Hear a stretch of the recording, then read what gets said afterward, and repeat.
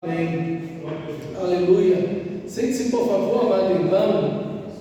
Abra sua Bíblia, por favor, no Evangelho de Lucas, no capítulo 13, versículo 10. Nós estamos falando sobre seguir a Jesus no caminho do milagre. Siga Jesus no caminho do milagre. Esse é o caminho de Cristo, onde Ele opera suas maravilhas, onde Ele faz aquilo que é o impossível. Em Lucas capítulo 13, versículo 10, tem um texto surpreendente, onde o Senhor opera algo extraordinário na vida de uma mulher. Lucas 13, versículo 10, diz assim o texto sagrado: certo sábado, Jesus estava ensinando em uma das sinagogas, e ali estava uma mulher que tinha um espírito que a mantinha doente havia 18 anos. Ela andava encurvada e de forma alguma podia endireitar-se. Ao vê-la, Jesus chamou-a à frente e lhe disse: mulher, você está livre da sua doença. Então impôs-lhe as mãos e imediatamente ela se endireitou e passou a glorificar a Deus. Indignado porque Jesus havia curado no sábado, o líder da sinagoga disse ao povo: há 6 dias em que se deve trabalhar, venham para ser curado nesses dias, não no sábado. O Senhor lhe respondeu: hipócritas, acaso cada um de vocês não desamarra no sábado o seu boi e o seu jumento e o leva do estábulo ao estábulo para dar-lhe água? Ora, esta mulher, filha de Abraão, a quem Satanás mantinha presa por 18 longos anos, não deveria, no dia de sábado, ser liberta daquilo que aprendia? Tendo dito isso, todos os seus oponentes ficaram envergonhados, mas o povo se alegrava com todas as maravilhas que ele fazia. Meus irmãos, as curas e os milagres realizados pelo Senhor não são apenas bênçãos que Ele derrama sobre uma pessoa, ou como Ele fez aos milhares e milhares de pessoas, bênçãos sobre elas, mas cada milagre, cada sinal que Jesus opera é de fato um sinal que aponta para que sigamos em obediência ao nosso Senhor. Como placas de trânsito, cada sinal, cada milagre traz o caminho indicativo que aponta tanto para a pessoa maravilhosa de Cristo, que Ele é e a obra que Ele veio fazer, mas também o caminho da obediência que Deus quer que corramos, que Deus quer que trilhemos. Por isso, precisamos, ao ler as Escrituras, ver os ensinamentos e os acontecimentos que antecedem aquele milagre e os que estão depois, que são posteriores àquele milagre ou cura que está sendo operado. Isso é muito importante porque talvez aquele que escreveu o Evangelho deixou aquele milagre, deu relevância. Jesus tenha curado tantas pessoas naquele momento, mas aquele sinal, aquele milagre, o autor sagrado ele coloca aquilo no texto como relevância para trazer a tudo que está sendo dito antes e depois do texto, como um indicativo, como uma placa dizendo: olha, esse é o caminho que vocês devem viver, esse é o caminho que vocês devem seguir, ou essa é a condição espiritual em que vocês estão, e é assim que Cristo quer libertar vocês. E o texto nós temos aqui, como diz, uma mulher que estava encurvada e que de forma nenhuma poderia ou podia endireitar-se. Havia 18 anos que essa mulher estava assim. Eu não sei se você já teve dor de coluna, mas Era uma situação muito complicada a dessa mulher, porque ela não tinha apenas um calo nas costas, como uma má formação. O texto diz que ela não podia endireitar-se de forma alguma, ela não conseguia colocar-se ereta de forma alguma, e era uma situação, com certeza, com muitas dores, limitações profundas. Era a realidade dessa mulher, porque imagina você não conseguir endireitar-se e toda a visão que você tem é apenas das suas pernas e dos seus pés. Tristeza, humilhação, depressão, rejeição eram as condições da alma dessa mulher. Porque com certeza, irmão, a condição física de uma pessoa está intimamente ligada à condição da sua alma. E essa mulher que não podia trabalhar, não podia ser como naquele momento, naquela época, o que era imprescindível para uma mulher, o casamento, ter filhos. Veja, a situação física dessa mulher era também a condição de muita tristeza da sua alma. Ela estava aprisionada por 18 anos e tudo que ela podia fazer era olhar para o chão, para onde ela conseguia pisar. Toda a visão da sua vida estava limitada unicamente ao chão que estava ao seu redor. Coloque-se no momento nessa situação. Pense em você, 18 anos da sua vida, sem poder endireitar-se, e a única coisa que você pode fazer é olhar para o chão que está sob os seus pés. Não há outra visão que você possa ter. E quando a gente pensa numa situação dessa e se coloca no lugar dessa mulher, que a gente vê a situação triste, deprimente em que ela se encontrava. Mas, meus irmãos, quantos cristãos não estão também curvados espiritualmente, emocionalmente curvados, como essa pobre mulher que nós temos nesse texto? Não conseguem contemplar a beleza de Cristo Jesus, não conseguem contemplar a glória de Cristo Jesus, a presença do noivo. O sol da justiça já tem tempo que não brilha sobre esses cristãos. A graça de Deus, o gozo, a alegria, o prazer da presença de Deus se foi há tanto tempo.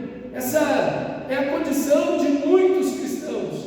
A alegria do Senhor, da presença, da visitação maravilhosa, do poder de Deus que envolve as nossas vidas. Quantos cristãos não se encontram assim há tanto tempo e precisam de fatores externos para que de alguma forma, num culto, o empolgue e traga alguma alegria ou uma emoção passageira, e a pessoa acha que aquilo seria de alguma forma uma certa visitação de Deus. Como essa mulher não consegue olhar o céu, não consegue olhar o sol, não consegue olhar as estrelas, a lua, não consegue contemplar nada além do que está sob seus pés. Quantos crentes perderam, meus irmãos, a alegria da fé, o prazer da oração e o regozijar-se nas Escrituras? Diante desse texto, e quando chegarmos mais um pouco adiante, veremos que é justamente essa mensagem que Lucas quer trazer. Essa mensagem que Lucas quer trazer àquele que está lendo, por isso que ele coloca esse milagre, essa cura, essa libertação exatamente nesse local, porque o que está acontecendo no texto ao redor demonstra que essa mulher é um exemplo daquilo que Cristo gostaria de fazer com o povo de Israel, e eu acredito que é o mesmo que ele deseja fazer com a sua igreja. E o que nós temos que nos perguntar é o que está encurvando as nossas vidas, o que está dobrando a nossa alma, quais são os pesos que estão sobre nós. Aquela expressão de alguém que diz: parece que estou carregando o mundo nas minhas costas. E quando a graça de Deus vem sobre nós, a gente usa uma expressão sobre mim. Às vezes, irmãos, estamos carregando um peso, um chumbo pesado nas nossas vidas. E ele pode ser emocional, ele pode ser espiritual, ele pode ser uma série de problemas familiares, ele pode ser uma depressão espiritual que você está enfrentando e que está dobrando a sua vida, que está deixando os seus olhos tão somente no chão e você perdeu a perspectiva de Cristo e da sua glória. E você precisa perguntar nessa noite: o que é que está me colocando nessa posição, seja espiritual, seja emocional, seja nos relacionamentos familiares, na minha vida, o que está dobrando o meu coração? Talvez, como aquele texto de Salomão, quando pela ordem de Deus ele não deveria casar com aquelas mulheres estrangeiras, e o texto diz que elas dobraram, elas vergaram o coração dele. Às vezes é um pecado que está dobrando o seu coração, que está tirando o prazer da presença de Deus na sua vida, está acorrentando você por tanto tempo. Às vezes é um pecado pequeno, reincidente, que está ali, vez tras vez, dobrando a sua alma, um sentimento, uma intenção do seu coração, que provoca essa tristeza, essa depressão espiritual, a culpa sobre a sua vida. Mas eu quero te dizer que Cristo está presente. Cristo está presente, os seus olhos estão sobre você, meu amado irmão, não para dizer para você de uma forma condenativa, mas para restaurar a sua vida. Cristo se faz presente, e quando Ele faz presente, o sol da justiça brilha 7 vezes mais, a alegria do amor do noivo retorna ao nosso coração. E é lindo ver como no versículo 12 diz: ao vê-la, Jesus chamou-a à frente e lhe disse: mulher, você está livre da sua doença. Talvez aquela mulher, quando era uma criança, corria no campo, trabalhava, subia nas coisas, como qualquer criança faz, divertindo-se alegremente. Mas agora, na situação que se encontra, a alegria se vai, mas Cristo a encontrou, Cristo a olhou, Cristo pôs seus olhos sobre ela. E aqui está a graça de Deus que nos enxerga na condição em que nos encontramos.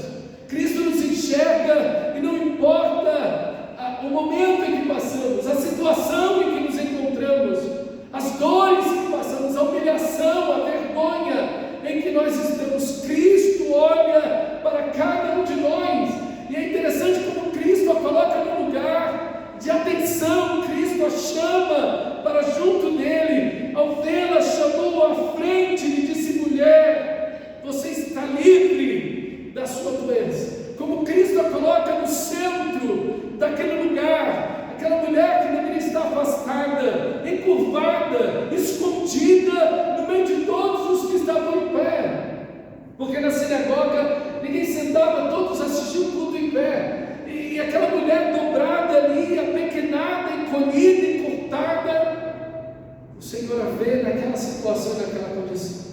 O olhar de amor de Cristo nos alcança em qualquer situação. Às vezes você olha e diz: tem tanta gente melhor do que eu, tem tanta gente numa situação melhor do que eu, Deus vai abençoar essas pessoas. Não, meu irmão, a bênção é para você que está encolhido, encurtado, dobrado, humilhado diante da sua situação. Cristo está olhando para você. Cristo, Ele olha para a condição mais triste, mais dura, mais aflita, das maiores dores que podemos enfrentar. Seus olhos estão sobre nós, e ao ver a você, imediatamente Ele a chama. Ele não a espera, pressa em Cristo para tirar esta mulher dessa condição. Cristo tem urgência em libertá-la, em curá-la, em restaurá-la. Quanta bondade em Cristo Jesus, quanto amor em Cristo Jesus.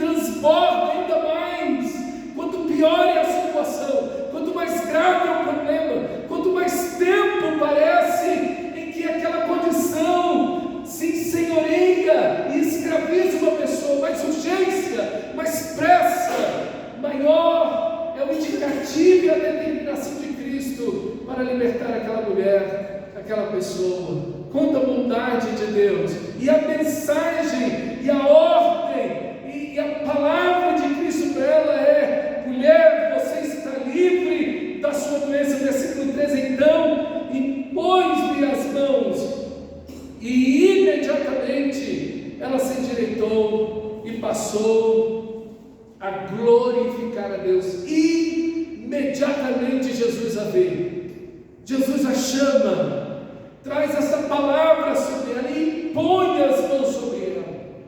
Não há um espírito maligno aqui. Jesus nunca impõe as mãos sobre um demônio, sobre alguém demoniado, nunca.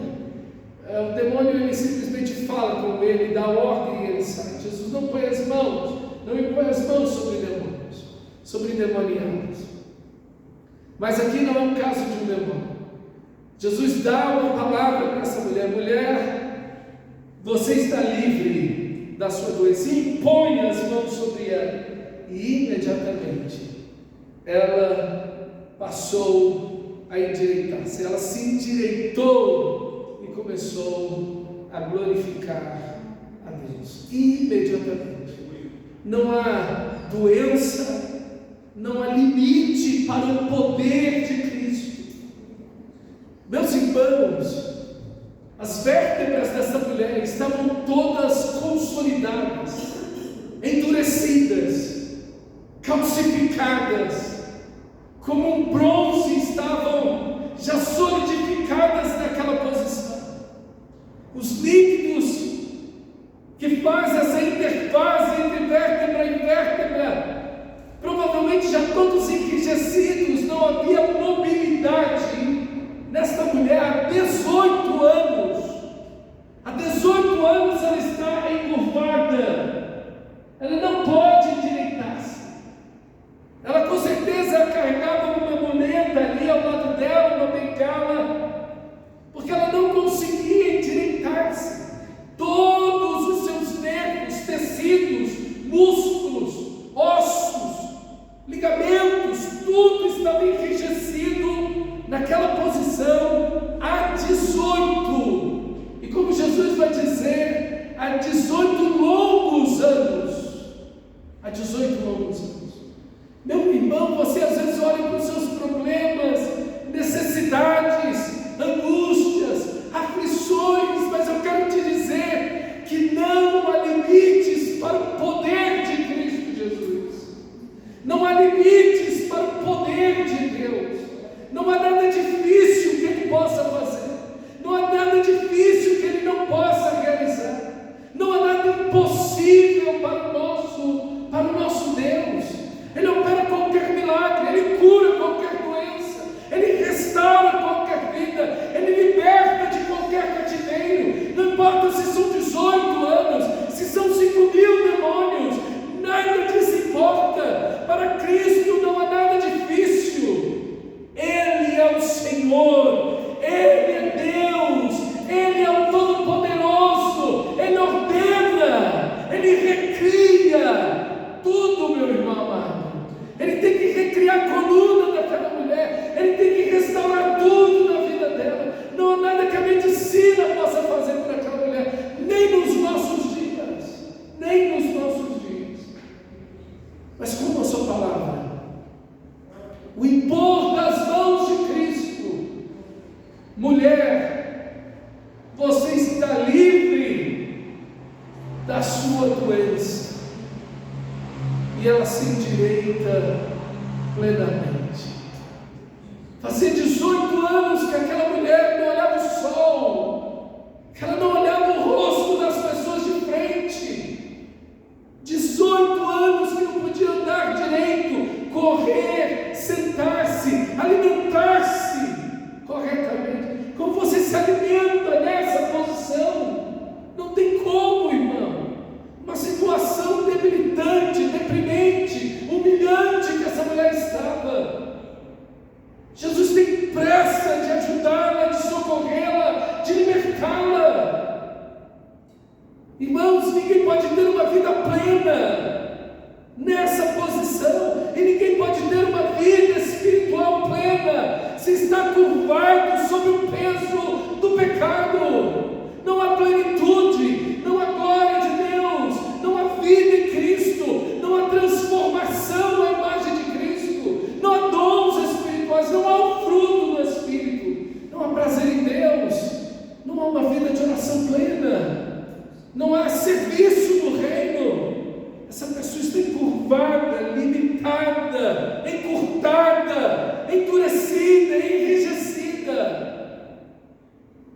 Mas eu quero te dizer que Cristo pode libertar.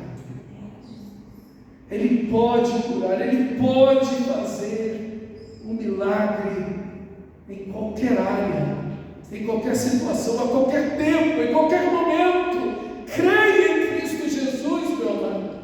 Que esse texto encha seu coração de fé, para que você vá a Cristo, busque a Cristo e diga para Cristo: Senhor, junto com esta mulher eu também quero te glorificar, Senhor. Eu quero te glorificar, eu quero te exaltar, eu quero levantar a minha voz, o meu coração e exaltar e glorificar ao Senhor. Quero te bendizer, quero cantar louvores a ti, eu quero uma vida espiritual vibrante, que te glorifica, eu quero uma vida emocional limpa, sadia, vibrante, que brilha a glória de Cristo, cheia do teu amor, Senhor, cheia da tua graça. Eu quero isso para mim, Senhor. Então busca ao Senhor, porque Ele está olhando para você. Vá até Ele, vá em direção a Ele, busca o seu Senhor, deixe que Cristo toque você, toque em Cristo Jesus, diga para Ele a sua condição, meu irmão, e diga para Ele: Senhor, eu quero te glorificar, Senhor. Eu quero te glorificar em todas as áreas da minha vida. Eu não quero ser encurtado, limitado e absoluto. Eu quero viver uma vida plena em Cristo Jesus, o meu Senhor. Eu quero viver para a tua glória. Eu quero viver para o teu louvor. Oh, meus irmãos, quantos crentes não estão glorificando a Deus, porque estão vivendo encurtados, já estão enrijecidos, endurecidos, não saem daquela posição, não tomam outra postura, não conseguem sair mais daquela condição em que estão, endurecidos há anos naquela mesma conduta, naquela mesma postura, naquela mesma situação, naquela mesma vida espiritual, naquele mesmo ritmo de oração, no mesmo caráter, no mesmo temperamento, na mesma vida. Não é isso que Deus quer. Não é essa a vontade de Deus. Eu quero dizer que Deus quer levantar você. Eu quero dizer que Deus não quer essa igreja curvada em hipótese alguma.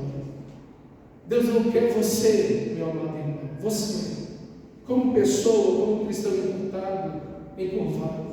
Mas Deus tampouco quer essa igreja encurtada e encurvada. Deus está olhando para nós. Deus quer nos erguer, Deus quer nos pôr de pé, Deus quer nos endireitar. Tudo para a glória do seu santo nome. Oh, meu irmão, que você possa ir a Cristo, que você possa dizer: Senhor, eu quero te glorificar, eu quero te exaltar de todo o meu coração. Mas há uma condição aqui espiritual nesse texto, que nós só saberíamos porque o Senhor disse. Jamais saberíamos disso. Para nós seria apenas uma coisa, seria apenas uma condição em que essa mulher está.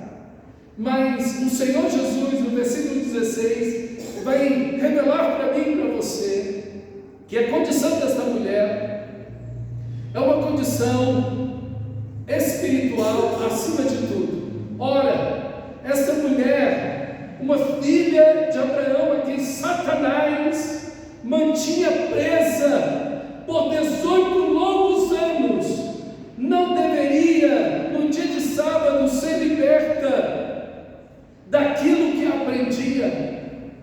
Meu irmão, esta mulher, Jesus a chama de uma filha de Abraão. É interessante porque João Batista vai dizer que você não deve dizer: eu sou filho de Abraão. Como não? Eu já estou bem, eu já estou na aliança. Essa expressão, eu sou filha, ela é uma filha de Abraão, quer dizer que ela andava na fé de Abraão, quer dizer que ela andava na aliança de Abraão, quer dizer que ela andava na esperança de Abraão, isso é, na vida do Messias. Por isso que você encontra essa mulher na sinagoga, ela está no culto, ela está adorando a Deus, ela está cultuando ao Senhor, ela está exaltando ao Senhor, ela está ali para orar e ouvir a ministração das Escrituras. Todo sábado ela estava indo ao culto, ela estava indo à sinagoga. Por isso que Jesus chama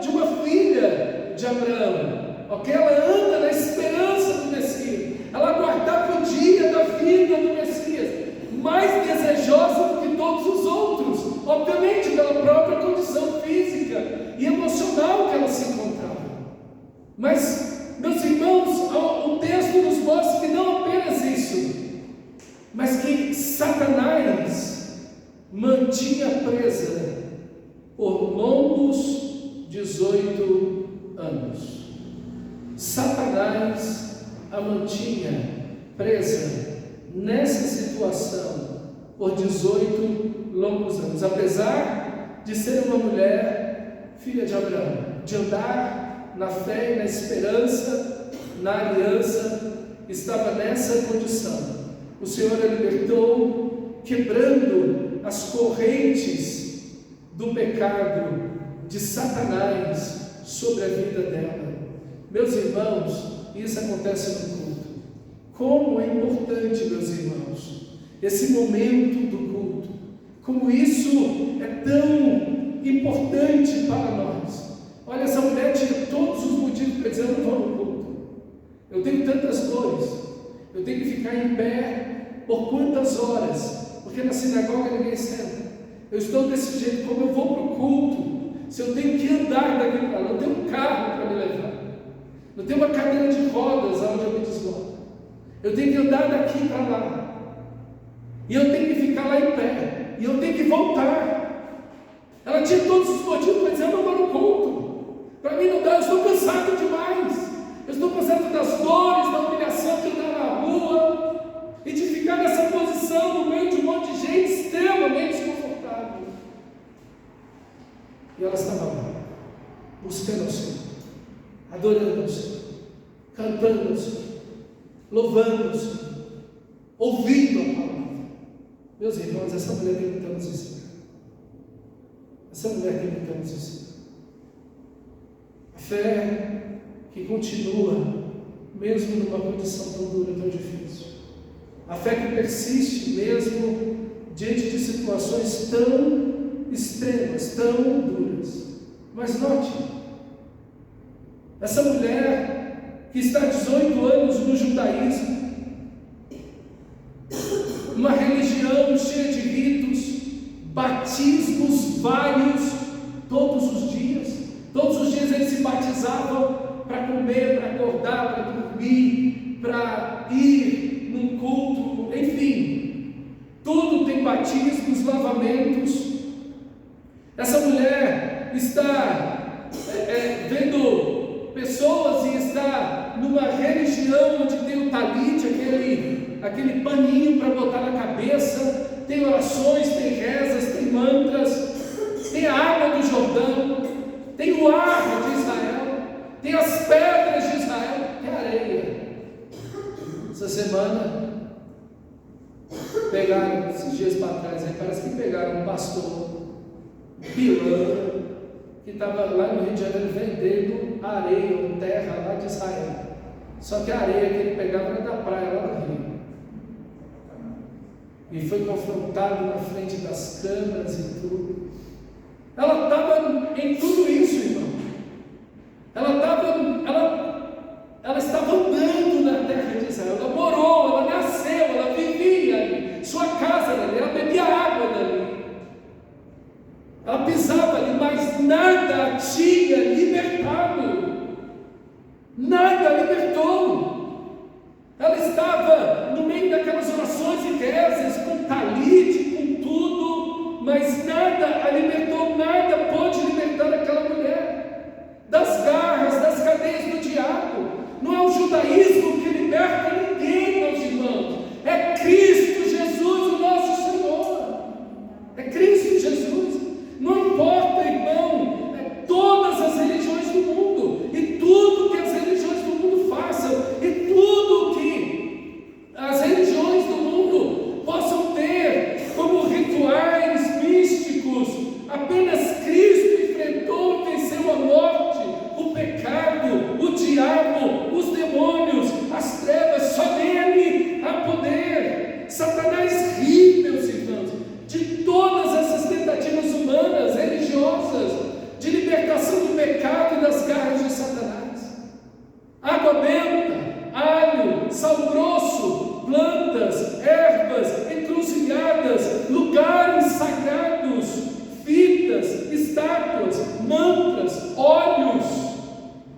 qualquer outra artimanha, nada pode vencer o poder do pecado e do diabo. Essa mulher tinha tudo isso no judaísmo. Tudo isso no judaísmo. E há 18 longos anos, ela estava ali sob as garras de Satanás.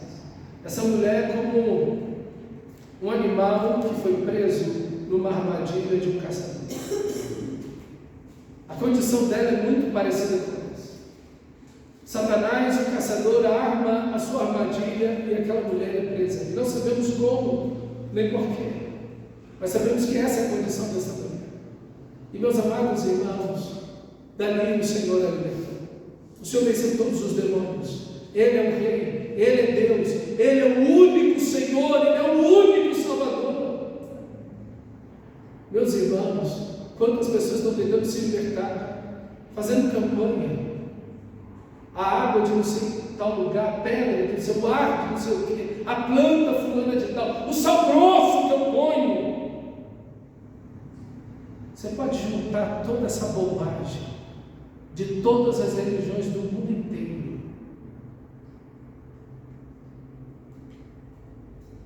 que tudo isso nunca, jamais vai libertar alguém, nem do pecado, nem das garras do diabo, nem da condenação eterna. Só o sangue de Jesus, seu Filho, nos purifica de todo pecado. Aqui a igreja tem que deixar essa bobagem dos nossos dias, dessa questão de Israel, de voltar para o judaísmo, de querer o judaísmo de alguma forma, talite, quipá, e candelabro, e essas bobagens. Irmão, nós estamos fixados em Cristo Jesus, somente em Cristo, somente na cruz de Cristo. Veja a igreja de Atos dos Apóstolos do Novo Testamento, você não vê nada disso na igreja. A igreja abandonou isso tudo para trás. E a igreja dos nossos dias perdeu o poder, perdeu a cruz, perdeu o Evangelho, perdeu Cristo. E o que tem que fazer?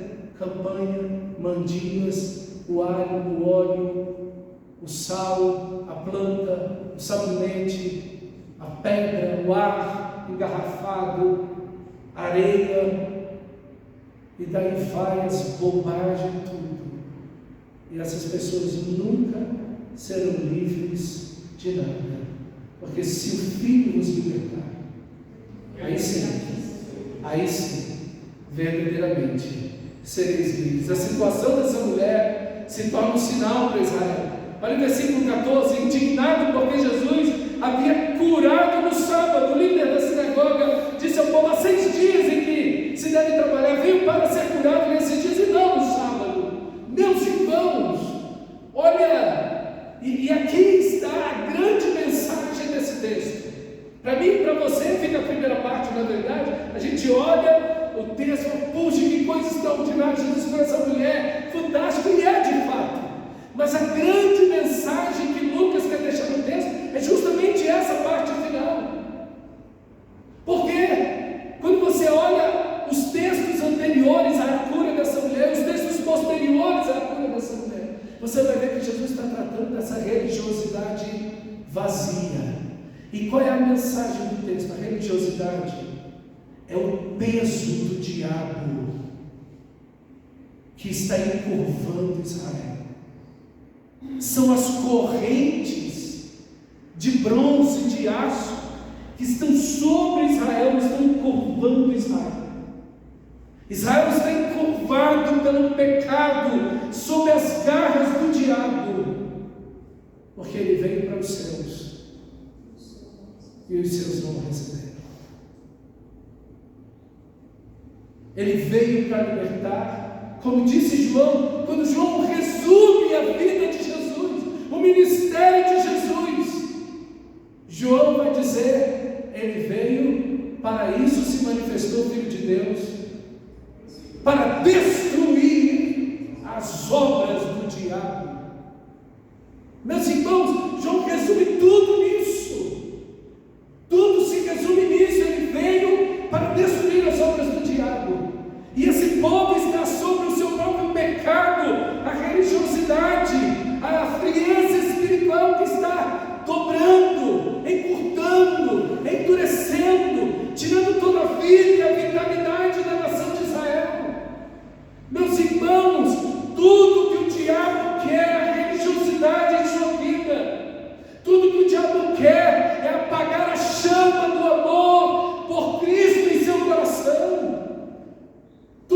diabo quer é a frieza espiritual da sua alma. São orações religiosas, formas religiosas, o misticismo em sua vida, que você se envolva com a cultura e viva uma vida meramente de puros rituais. É tudo que o diabo quer. Essa é a grande mensagem do texto. Assim como Cristo ergueu essa mulher para a glória de Deus, para que ela dê e viva para a glória de Deus, assim Deus quer fazer com você, Israel, arrancando de você a mão do diabo que está sobre você, através da religiosidade, através da frieza espiritual, desse misticismo, dessa religiosidade que se apresenta por meio dessas formas religiosas rígidas que vocês têm. Mas não há vida, só a forma religiosa, não há vida, não há paixão por Deus, não há um coração aquecido, não há amor por Deus, como é o grande mandamento.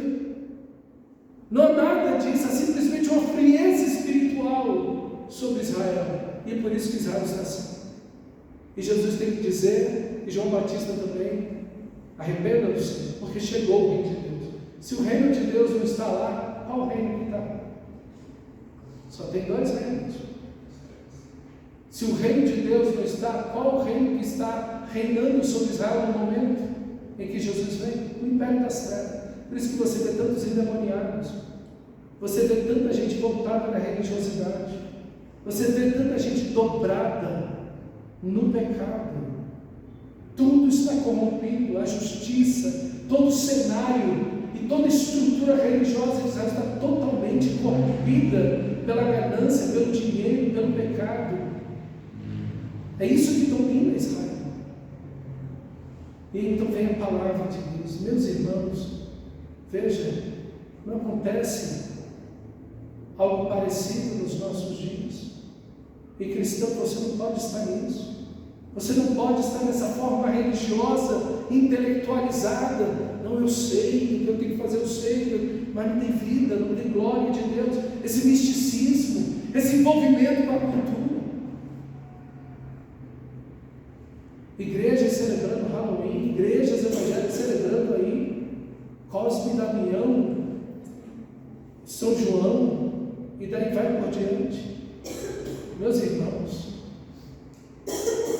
não será que nós devemos olhar no nosso próprio coração e ver Deus? Há uma chama, há um fogo aqui, algo que se acende na minha vida.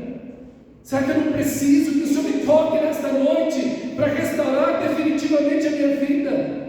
Meu irmão, é isso que Cristo quer fazer. É isso, exatamente isso que o Senhor veio fazer.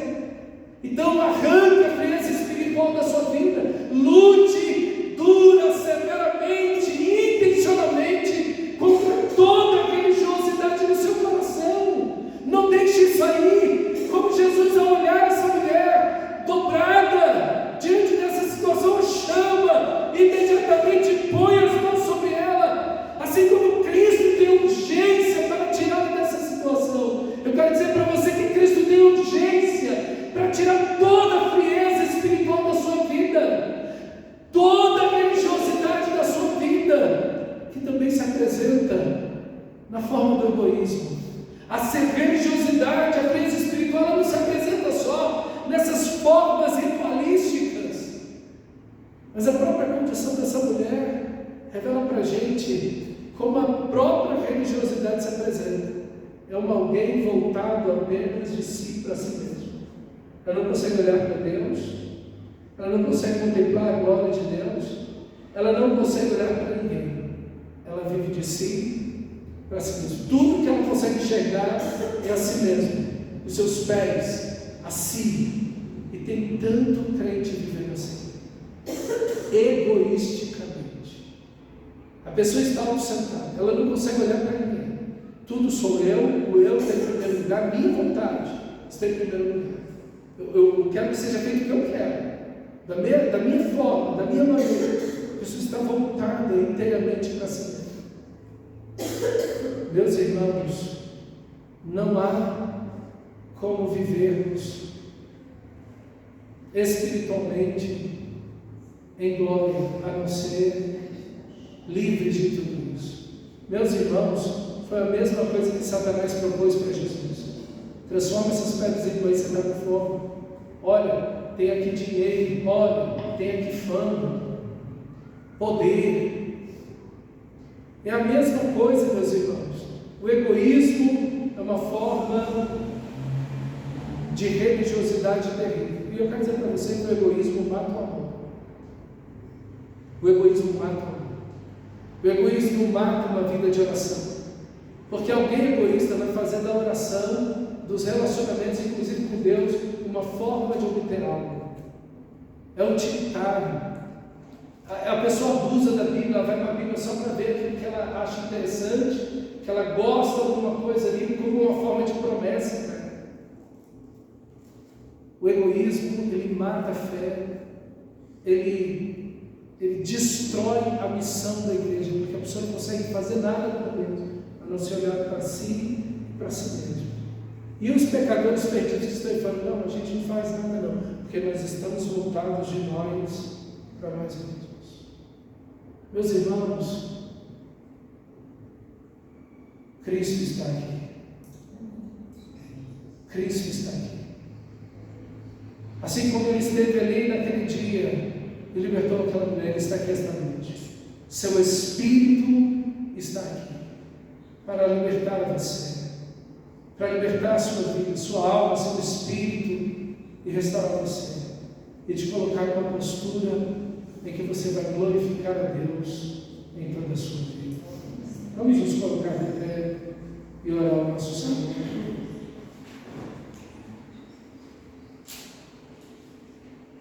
Feche seus olhos.